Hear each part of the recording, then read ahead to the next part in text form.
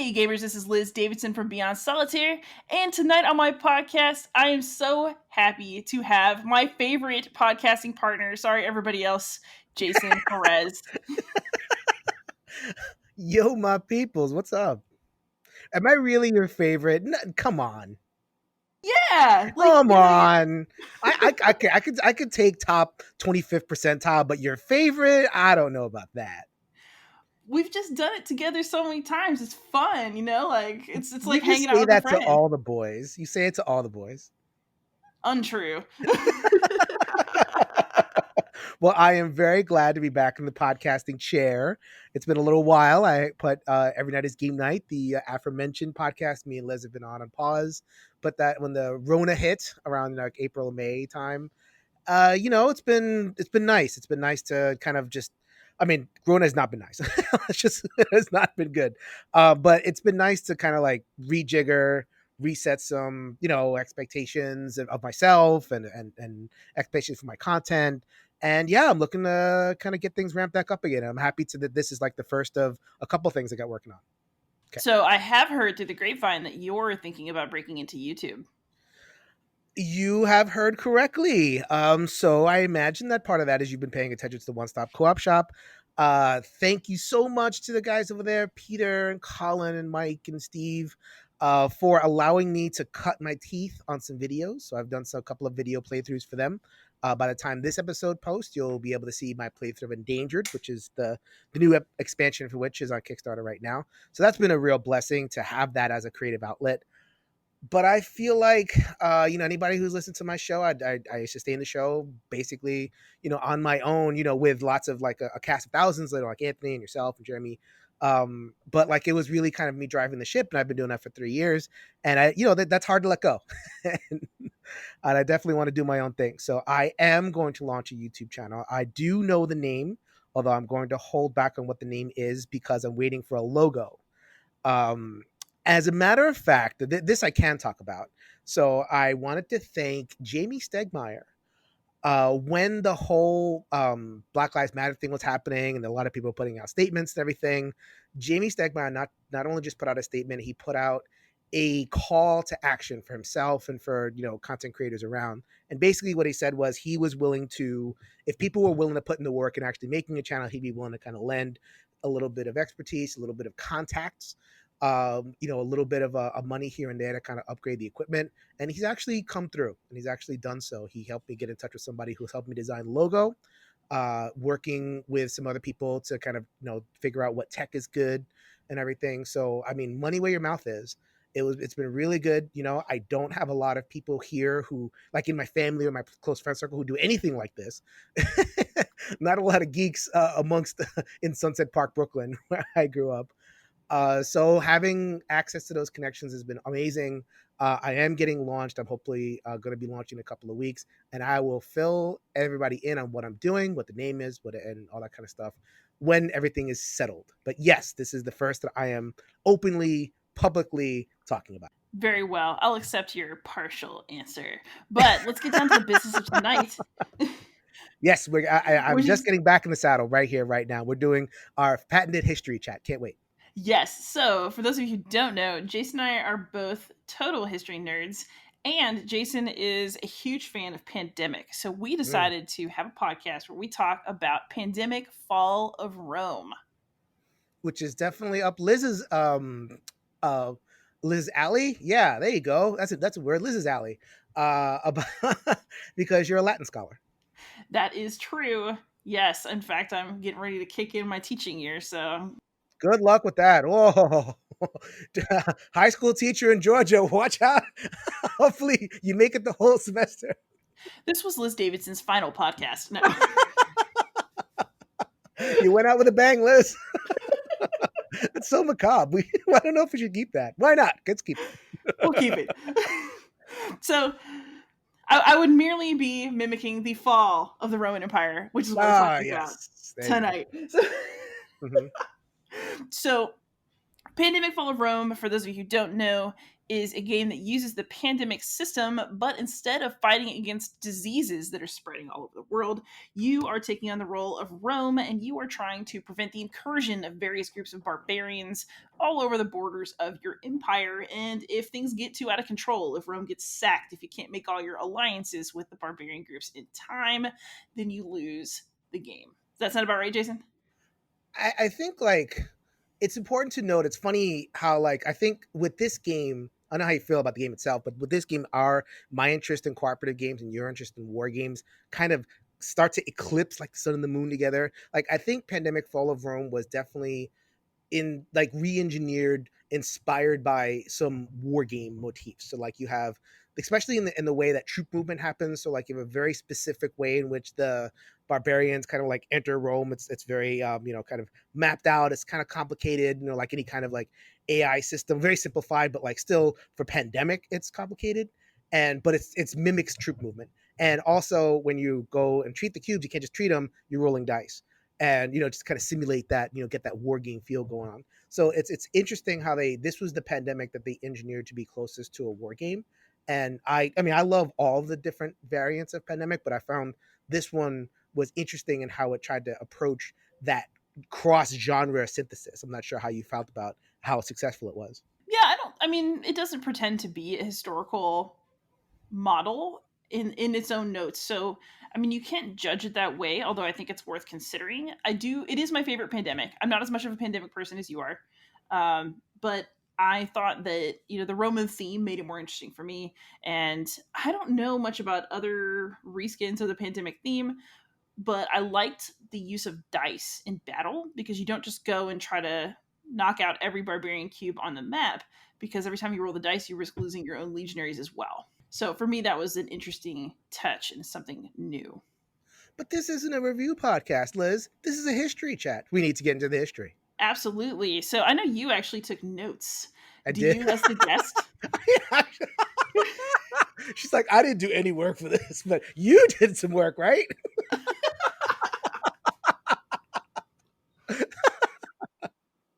Oh my God. Called out. I don't have to work. What is work? This is your life. I get it. You live and breathe ancient Roman history for breakfast and lunch and dinner, so it's all good. I'm the one that had to play a little bit of catch up, so I'm perfectly fine with that. So the way we do these history chats, and this is definitely not the last one. Me and Liz will get together. Liz and I will get together for the future ones of these. Hopefully, there are lots of more history games coming down the pike that we're both interested in. So the way we do it is I'm a big fan of like the big history sweeps. Like I come at it from I have like a half a master's in history, so now I meant to teach with it. So like I'm decent with kind of context, and then Liz will come in and kind of fill in some of that granular detail and all that kind of stuff. So I do have some notes about the kind of context of everything. So like it's pandemic, fall of Rome. So we have to understand a little bit about like Rome. Rome was a giant, big old empire. It was probably at its height, right, as an empire around like 117. I think that's what the history books are saying. So like this is when Rome was enormous. Like it spread, and like people can't really understand. Like it's hard to grasp how big this is because it's you look at it and it's basically it covers the whole of Europe. It covers from Spain out to like Turkey, and then you go north. You're going from England down to like kind of Morocco, Tunisia type area, and it doesn't seem like a big thing for today's standards because obviously the United States is pretty big, other areas, but I mean for the ancient world to be able to maintain that big and that diverse a land area and achieve kind of a relative Pax Romana type peace was pretty impressive. So how did it happen? And there are about 217 reasons I can give. I'm not going to give 216 of those reasons, which is just pass by that. The thing for the purposes of this game and for the purposes of understanding Fall of Rome, it's probably most important to understand that the military discipline was probably at its peak in like the 100s, and it was a very the culture of militarism was big. It was a status symbol to be a soldier. it was an engine of acculturation. So like you have all these different tribes. I'm going to talk about the tribes in a second, but they didn't just like want to be Roman. Like you have to kind of give them inducements. So the being in the military offered to the different peoples, the different very diverse peoples, a way to kind of acculturate, become part of something, rise in social status, rise in, guarantee a better life for your kids, kind of that trope over there. It was just a thing that everybody knew. And not that it was like perfect. I mean, corruption was rife. Corruption was rife all over Roman. There was only so far that you could rise if you were, especially if you were a foreigner. But there was enough. It was a big, fat, happy land, lots of resources, lots to share, and a lot of like good discipline and kind of like martial culture to go with it. So, do I have that right, Liz? Am I understanding that correctly, or am I completely off base? Yeah, for that earlier era, but then we're getting Yes, up to for the earlier. period where pandemic fall of Rome is happening. So over time, right, you have all these different, basically the Roman Empire gets too big is what really Right. happens, in my opinion. You end up having two emperors, one in the east, one in the west. And not only that, but earlier imperial dynasties were sort of based in these patrician families. You might have these ideas of like, oh, this person's from an ancient family. They're very important. Like the very first Roman dynasty, the Julio Claudians, is basically ruling by purity of ancestry. They believe that the Julians believed they were descended from the goddess Venus. Like, Mm-hmm. but I'm your then Venus. I'm your fire. I'm sorry. This is not just that like that, exactly. But but then you end up with this. So the Julio Claudians basically all kill each other off. Like Nero, by the time Nero kills himself, all the people that shared Julio Claudian blood have been assassinated because he like kind of got myopic in the sense that he thought the only person who could replace him, somebody else from his family. That doesn't happen. So you start having these kind of militaristic claims to the throne. And as the empire Mhm. gets bigger, you can have a general with legions who decides that he wants to be emperor, and it just gets messy. And then before you know it, what is considered the fall of the Western Empire happens when Romulus Augustulus is deposed by Odoacer, who is a Ostrogoth, who is one of the actual tribes in Mm. Pandemic Fall of Rome. Mhm. And that is considered the fall of the Western Empire. Some people will tell you the Roman Empire never fell. I'm a late antiquity person. I kind of feel that way, but we'll just go with it. I think it's September 476 is the Mhm. time. Because like Rome, the capital had moved at that point, right? Like it Yeah, wasn't like Rome is now Rome, a backwater. Constantinople's where it's at. right? Right, but even like administering the Roman Empire, like they had moved to Ravenna, which is also a city in the game. Like Rome was basically like the New York City. It was like not like a backwater, but like it was still a place where you went, but it wasn't like the seat of governance. So like it was like very. It changed. Like Rome definitely changed. And not that it was strong, it diminished, but like it wasn't like one of those things. Like you say, fall of Rome. It's like okay, Rome is over now. It's a little bit of a misnomer. Rome never really fell like you have the Holy Roman Empire, which kind of rises from the ashes way later. But it's definitely kind of like changing and violently changing. So, but just to kind of give this the context like this, so fall of Rome, we're kind of like just kind of problematizing that idea. Absolutely. Yeah. I mean, really what you could say is that rather than officially fall, Rome just kind of morphs slowly into sort of the late antique period and then into the Middle Ages. And it's Right. just a period of change. Mm-hmm. It's not one big dramatic moment where like, boom, the Roman Empire is gone. It's all over. Odoacer just kind of takes Romulus Augustulus' spot and keeps going. Yeah. It's like we're just gonna keep it rolling. So then, okay, so then we talked about a little bit of why Rome was successful in terms of the martial discipline and having that kind of steady. I think there was just stability, like stability at the top and stability in the culture, and that just starts to fade as corruption sets in. So like you go to the 200s, also plague. I mean, probably shouldn't mention that now with what's going on, but Well, we are like talking about pandemic. it's true. Yes, you're right. So then, in the 200s is when plague starts to creep in. You have more barbarian invasions. Um, you have a kind of a centralizing central government, but it wasn't centralizing kind of a bad way. It was isolating itself from the countryside. So there were always quote unquote barbarians, and I know Les has a lot to say about that term. We will get to that, but just like non-Roman peoples, right? There were lots of them, and even though there was this system of acculturation, like there's only so much acculturation that can happen. There's still these entities that are keeping their own culture, and they're kind of like staking their own claim and negotiating with the Roman Empire for space and for autonomy. But that starts to cease around the 200 300s because the Romans are collapsing in on themselves, and corruption is setting in, and everything's kind of calcifying. So then you have this practice called receptio, and receptio is one of the things that kind of appears in the game. So then, as opposed to acculturating them, like now you're Roman, it's like, okay, we're going to establish an alliance and deputize the tribes. So like, you're still a Frank, you're still or Angol or a Visigoth or whatever it is, but we're going to deputize this sect or this clan within whatever ethnic stock it is, and you guys are now Roman soldiers. You get none of the benefits of being actual Roman citizens, but we're going to deputize you. We're not going to bother you. You can levy taxes, you can do whatever. And that was basically like staunching the wound. Like, it was definitely kind of putting on a tourniquet on a wound, but not really treating the actual illness. So then that just becomes the kind of like the decay kind of sets in slowly and slowly and slowly. And it does cause a lot of problems, in terms of the expectations that were created when you get deputized, when you get Romans, and the Roman central government is increasingly not able to deal with or meet or do anything with the tribes. Well, what makes it really interesting is that, by kind of giving people relative autonomy in certain parts of the world, Rome's actually being true to form. They like to create client kings, even somebody like the biblical King Herod, right? He's a client Right. king of Rome. And that used to work. But what is happening is that you have these groups of so-called barbarians who actually are building their own empires. They have their own society, their own culture, and they are basically being just like Rome. They want to expand their territory. They want to collect tribute. So one of the reasons that Rome ends up getting in fights sometimes is they stop paying a group of people that they paid to leave them alone. And then Right. of course it's like, well, I guess, we'll have to come in then.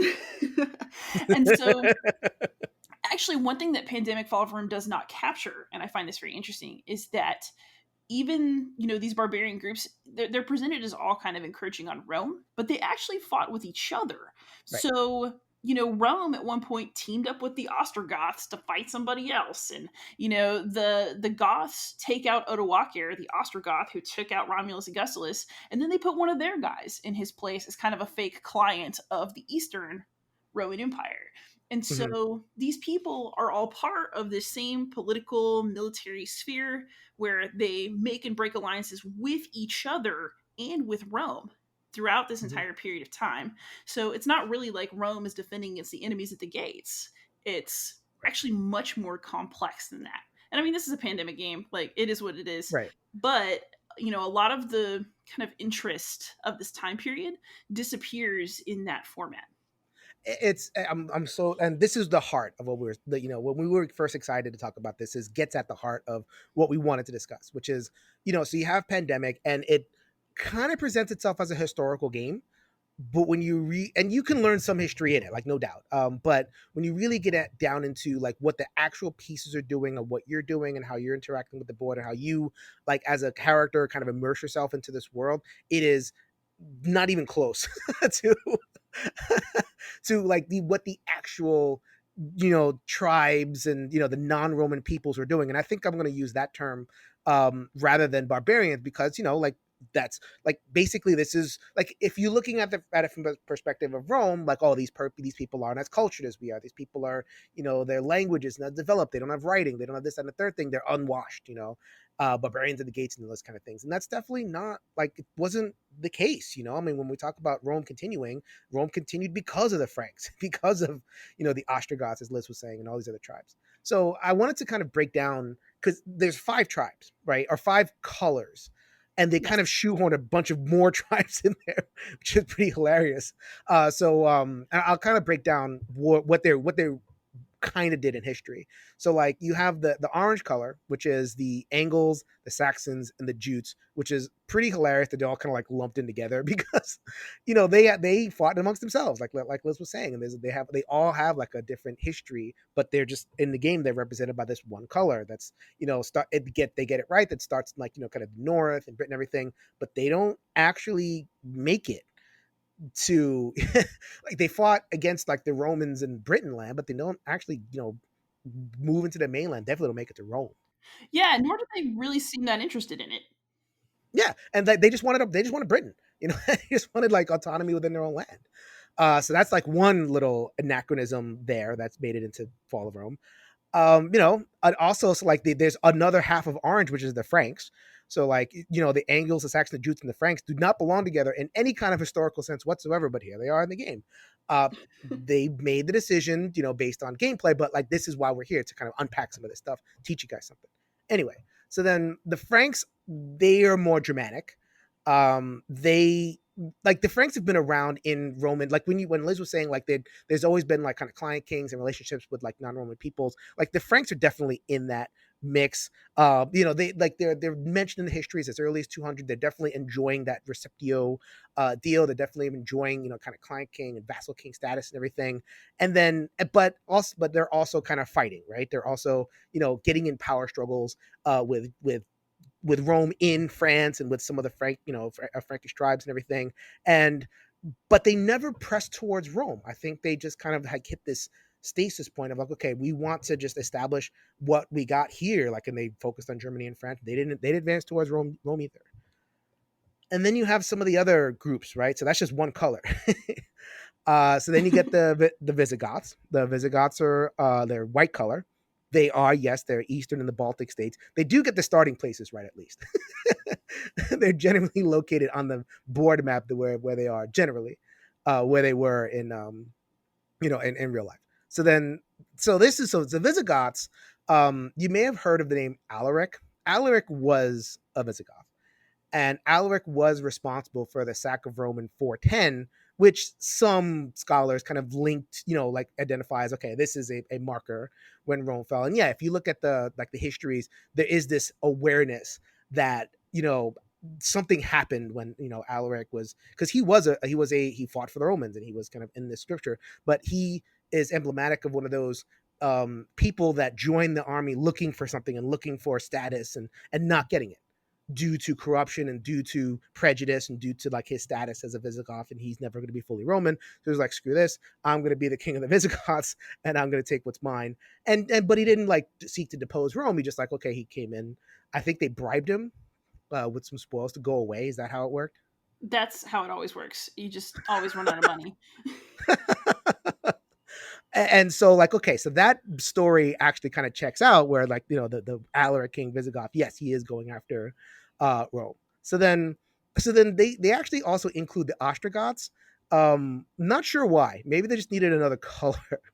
Well, I mean, um the Ostrogoths are the ones who do eventually depose Romulus Augustulus, and they okay, did fight with the Visigoths, so it does make sense.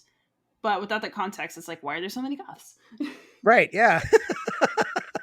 Yeah, and there are like these purple things that's all are on the board. They're kind of pain in the butt to deal with because there's so few of those cards, but that's a whole game thing. Okay, so the last two tribes, we'll just kind of get to them very quickly. So the Vandals were gray, and they originated around Poland. Poland, a little bit to the east of Germany. They were also kind of like frenemies of the Roman Empire, if I can borrow a modern term. Um, Although they actually were moved into Iberia by the Romans and later the Huns. So, like we talked about the non-Roman peoples fighting each other, they had to kind of flee their homeland because they were too close to the Huns, which were at the time a very successful conquering tribe. So it's like, all right, we're out of here. Go to Iberia, and then they consolidated it under a new leader. I believe the name was Genseric. Did I get that name right? I think is it Gunderic? Something like that. I have a Genseric. That's how I have it It spelled. could be, yeah. Something like that. And then so they are, and that actually they got the game kind of got that right, because they kind of have this looping trail on the board. So like they start kind of in the Poland area, they're moving to over Italy into Iberia, moved down into North Africa, and eventually kind of established themselves in North Africa. And they also sacked Rome, and that was this happened a little bit later, and so like, and actually they if anyone is any a religious history person, Pope Leo the Great, that's where he gets the name the Great from. He he was in Rome and actually kind of saved the city, because the Vandals at this point, that's where we get the term vandalize, because it was the Vandals that really kind of laid waste to Rome, and Pope Leo the Great is like sitting there going, okay, can you just take the money and not like burn stuff? And they're like, okay, money is nice. And they just and they get and but that's where we get the name vandalized from. And again, it speaks to what we're going to talk about in a minute, which is like how our Roman centrism kind of determines our language, and how we refer to like barbarians, and we refer to vandalize. Like, I hear the word vandalize now, and it's like, wow, that was like a people, and people Yeah. that Rome kind of screwed over. Also, In, Rome like, sacked many, many cities, but we don't call it Romanizing. Well, I guess we do, but it means something different, right? yeah, right. Interestingly, the Romans actually sent the Visigoths after the Vandals at one point. Right. Mm-hmm. So, like, Yeah. all it's like Game of Thrones. The interactions between different leaders and peoples is a lot more complicated and full of betrayal than one would expect. Right. So then, in all these cases, so like you have the Angles, the Saxons, the Franks, the Visigoths, the Ostrogoths, the Vandals, all these they've all kind of interacted with Rome in some way. So like, there's this mechanism where you can kind of establish alliance, and it's a pretty cool because like it basically does the same thing as Get a Cure in the base game. So like, form an alliance is I've dealt with this tribe. It's funny because like the tribe keeps attacking. It's not like Pandemic where if you clear the board and then that's it. That's it. The tribe does Right. keep attacking, but like you can recruit them as allies, as like, okay, this little sect, this little clan within the larger, the larger ethnic, area. Now they're mine, and they're going to help me out here. So I found that like a really cool way of dealing with that. However, then you have the Huns, who didn't make alliances with anybody. If they fought for the Romans, it was like as breakaway mercenaries, but as like and there were mercenaries all over the place, believe me. And there was lots of war to be had to be able to kind of get mercenaries for. So then the Huns, which are green, they come from Central Asia, and they're a little bit late to the party. Um, and like I'll say before, they were defections, but for the most part, you've heard of Attila the Hun. You've heard of these massive conquering tribes. They're definite, like, okay, a much more destabilizing force in the area. Like I said, they kicked out the Vandals from Poland, but they're mostly in the Eastern Empire, and they're mostly attacking Constantinople, which that might have been interesting, right? Like right now, Constantinople is just like this city, kind of like on the side of the board. Would have been interesting to kind of have like a double centered thing, but maybe that would have been too complicated, or maybe that just wasn't workable. But kind of like that would have been a historical like flag, because like Rome and Constantinople were kind of neck and neck for like primacy in that world, Well, and that's actually, at that really point, yeah, what was interesting is that at this point, Constantinople is really where it's at. Once right, Constantine in like the 300s decides that Constantinople is his capital, Rome is forever taking a backseat to the east. And like, people really, I think, underappreciate the contributions of the Eastern Roman Empire, even to our modern society. Every creed that people still say in church today, a bunch of the theological fights that we have gotten through, so that influence our culture right now, were not things that the Western Roman Empire contributed to. Pope Leo sent like the Tome of Leo over to one of the big church councils, and like, that's it. A lot of what we have is really Eastern. And right, right. this kind of focusing on the fall of Rome, and like kind of having that grief for the West and for Rome in that sort of classical sense, is actually really missing the way that most people at that time would have seen it, because by that point Rome is not hot anymore. Right. And what the problem comes where very like, so we're talking, this is the areas that are on the 400s. So then in the 600s is when Islam rises, and the Constantinople and the Ottoman Empire are kind of like this. It seems so far away, and then by the thousand you get the Crusades, and now the setting of like the East is where a bunch of war happens, and the East is where a bunch of foreigners are. The West is our central identity, even though there's not much going on. Like obviously there's always something going on, especially if you're Irish. You know, the Irish saved civilization with their writing, and but for the most part, in terms of like cultural, philosophical, theological, all that stuff is happening out west. You know, so it starts in that period, right? And like the Huns really try to get, because that, like as Liz was saying, they really are focusing a lot of their energy on conquering Constantinople and like in surrounding environs. Did they make a beeline towards Rome at any point? No. This game would probably give you the impression that like this tribe, the Huns, and all these other tribes were like kind of coordinating, and that Rome was the prize. I think at this point it's pretty clear that it wasn't, and so this game is kind of it's evoking a story, but when you relook at it, it's kind of like kind of bad history. And I don't know how you feel about that, Liz. Maybe we could kind of talk a little less about history now and talk about historiography, like the way we tell stories. Like in terms of a historiography piece, does this game maybe even do a little bit more harm than good?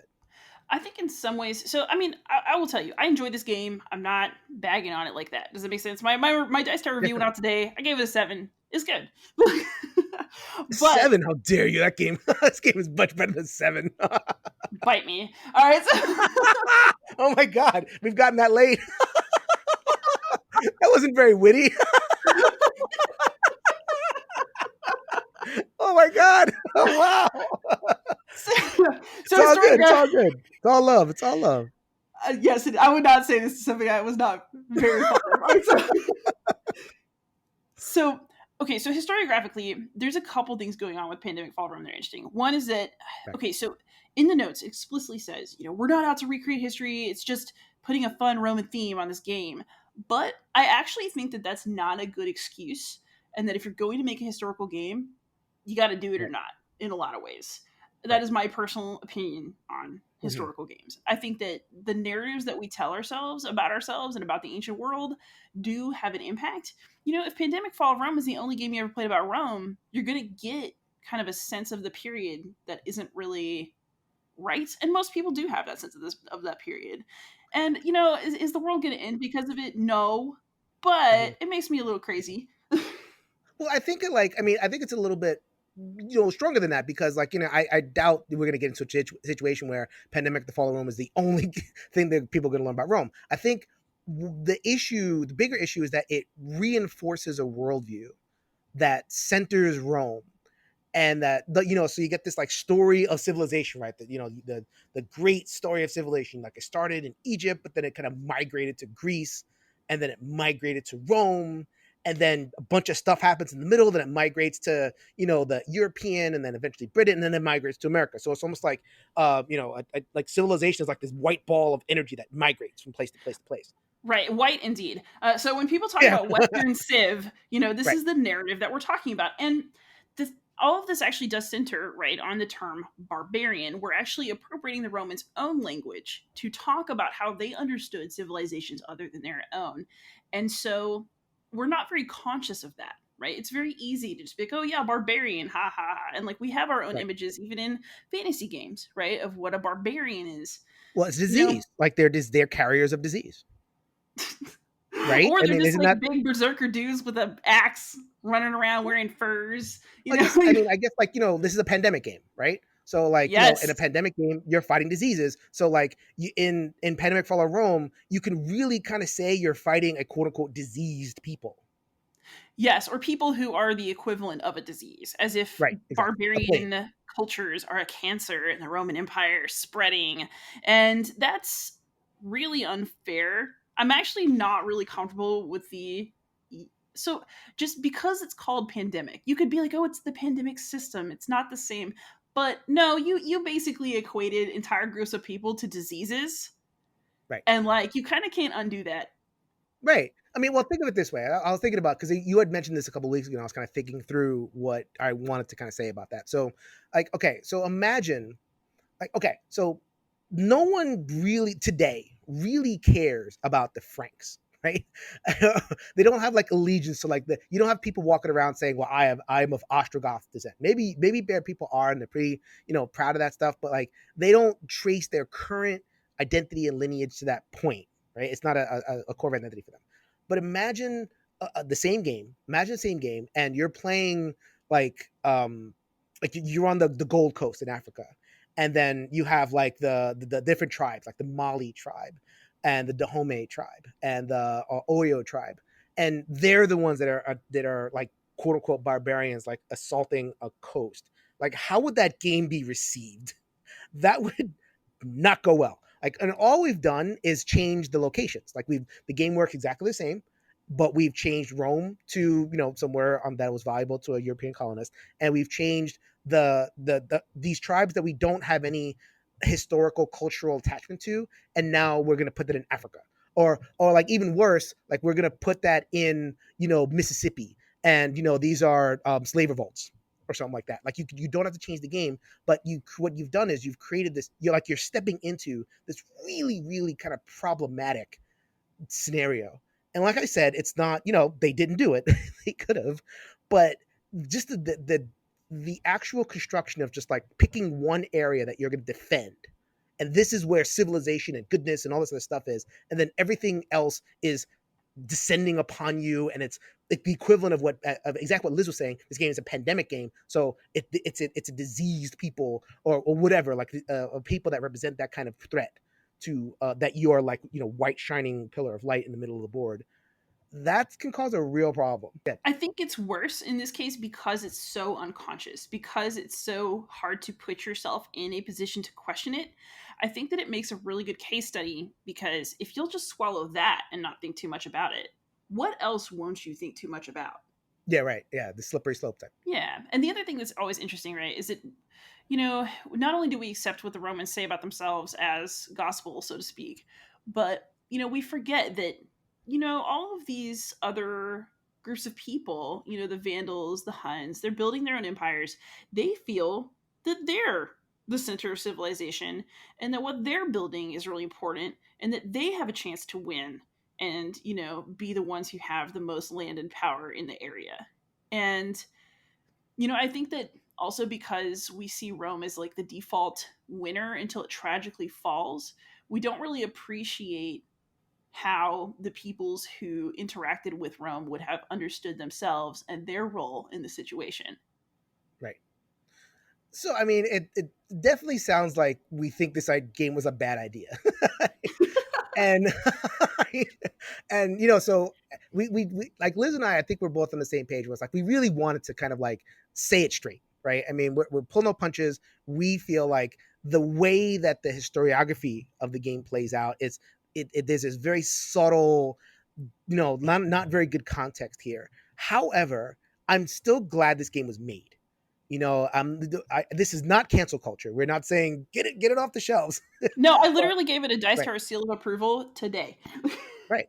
Yeah. So it's on my shelf. It'll be on my shelf forever. I'm glad to play it. Like when Liz said, let's talk about it. I'm like, I brought it back to the table. Very happy to play. But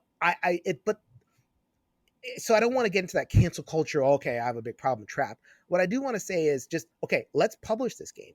Let's publish a lot of games. I'd love to publish as much historical games. Liz covers a ton of historical games on her channel with her, in this podcast. Like, and it's great that, that these games are getting played out. But I think like, if you're going to do that, and if you're going to like kind of market, and like they could have just called this game Fall of Rome, but they put the pandemic name on there to sell more copies. And what does that do? It kind of changes things if you really think about it, which I think Liz and I may be the only two people who think about this stuff. Hopefully there's more.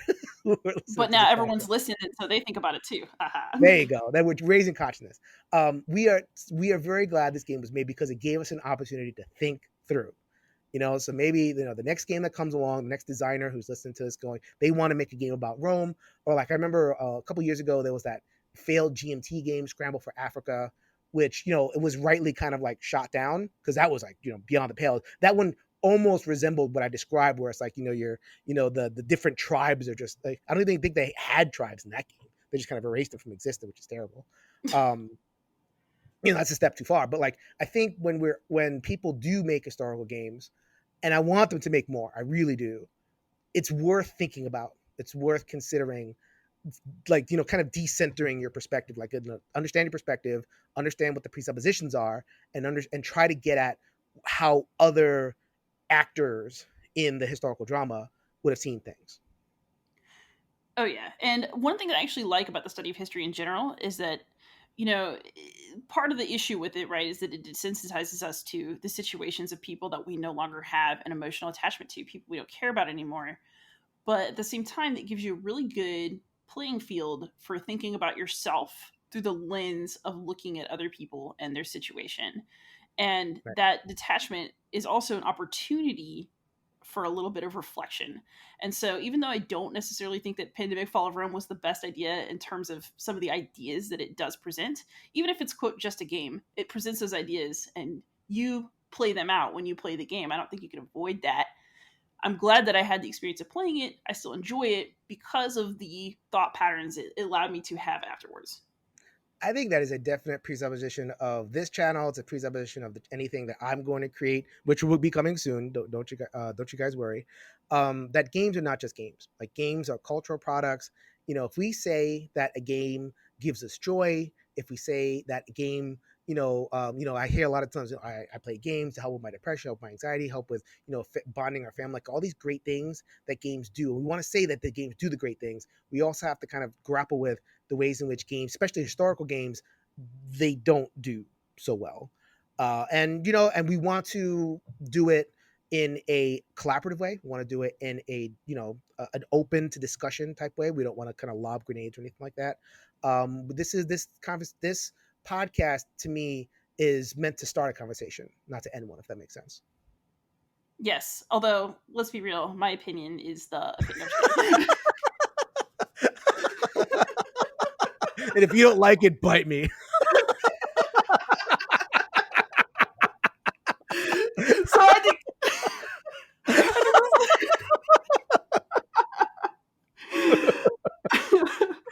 so this is a perfect place to stop this conversation. I think so. So, Jason, where can we find you on the internet right now? You can actually, you put me. You're really trying to get me to say the name of the channel. It's the journalist in me. I know, right? I am user Pope 6 on BGG. I've gotten a lot of great geek mails, and I actually like getting personal geek mails because it's not just like someone who takes 2 seconds to like something. Like, they took their time, they took their effort to reach out, say what my podcast meant to them. Because I try to. It wasn't just games. Like, it was human interest. I'm a mental health therapist. I'm an interested person in history and culture, and I tried to bring that to. I'm trying to bring it to any content I create. And I think I got a lot of people geek mailing me directly at user Pope 6 this, and the Pope 6 this. There you go. I'm interested in Rome stuff too. And they emailed me and they said what my show meant to them, and it really, like, that. Some of those mails kind of inspired me to kind of pursue the next thing. And like, I had other places. I'm pretty public on Facebook. I have the Every Night is Game Night group, which that the Every Night is Game Night podcast will definitely morph and change. So I'm definitely hesitant to say what's going on right now. But if you wanted to reach out to me, user Pope 6 this, or Liz will put this on like YouTube and stuff, and I'll comment and all that kind of stuff. For now. Absolutely. And as usual, I can be found everywhere as Beyond Solitaire. Reach out anytime. Jason, thank you so much for coming on this podcast. It's about time I had you on. And it was this was a blast. This was a total blast. Every bit as enjoyable as I expected. Listeners, I hope y'all had fun too. Thank you so much for hanging out, and happy gaming. Later, everybody.